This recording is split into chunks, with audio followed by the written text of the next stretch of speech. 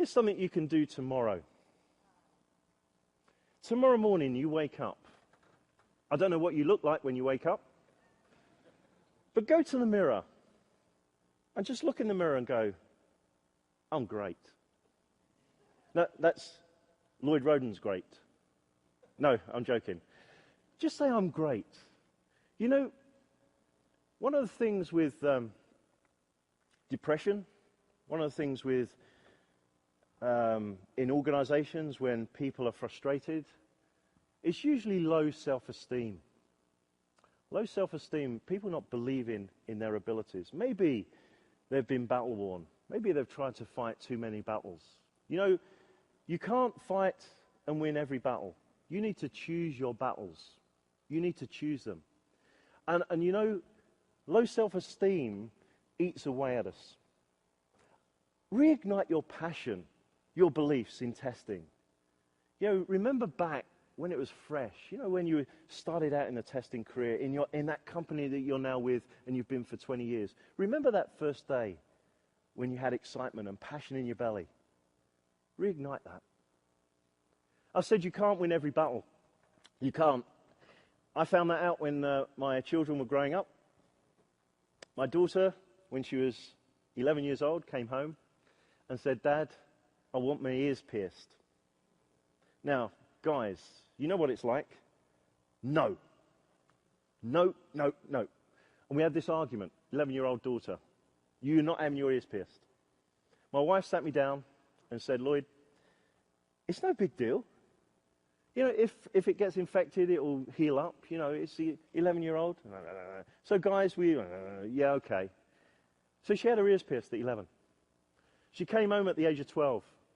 Dad, I want my belly button pierced. Now, guys, we are logical. My wife had just said ears pierced, it heal up, so I said yes. My wife came and said, what are you doing? Because my daughter rushed out and got a belly button pierced. I said, well, you said, but they're different. She said, I said, well, no.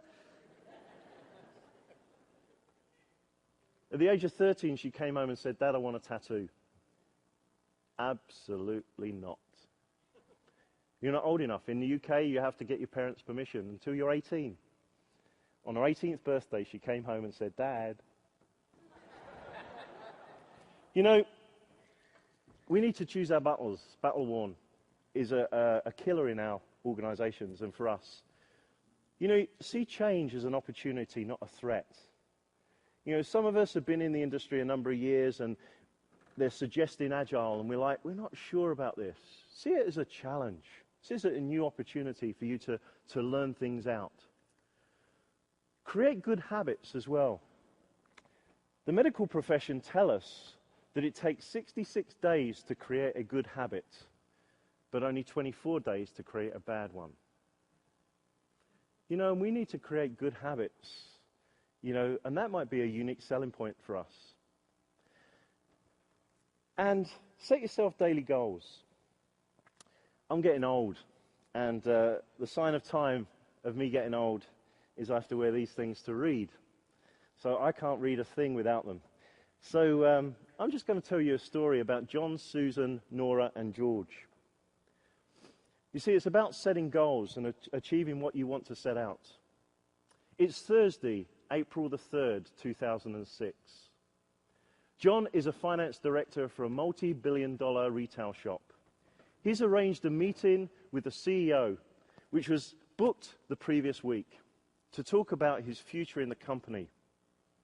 As he walks into the building, he's told that there's a major, urgent meeting with some serious clients that's been scheduled at very short notice. He has to go to the meeting, and the meeting lasts all day. Susan is a single mother who has many jobs to do during this day. She drops her children off at school. However, she receives a phone call from a very good friend. The friend is in tears and asks, could she go round for a coffee to talk about some of her problems? So Susan decides, instead of doing those jobs, decides to go and see her friend. She has coffee with her friend, and the coffee lasts all day. Nora is a pensioner whose husband had just died a few weeks before. She needs to collect her pension so she can buy her children some birthday presents, her grandchildren some birthday presents. The post office is closed and the next post office is miles away, and she would need to catch 2 buses. She decides to go home and not get those presents.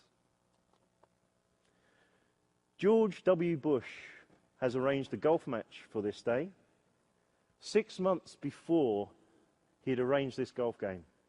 Whilst on the golf course, he received an urgent phone call telling him that the war in Iraq is increasing in intensity. He drops a shot on the 14th hole. Which person had the busiest day? That's a fair comment. I wouldn't like to say.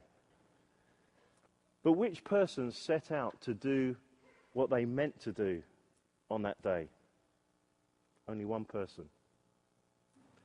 So we need to set ourselves goals.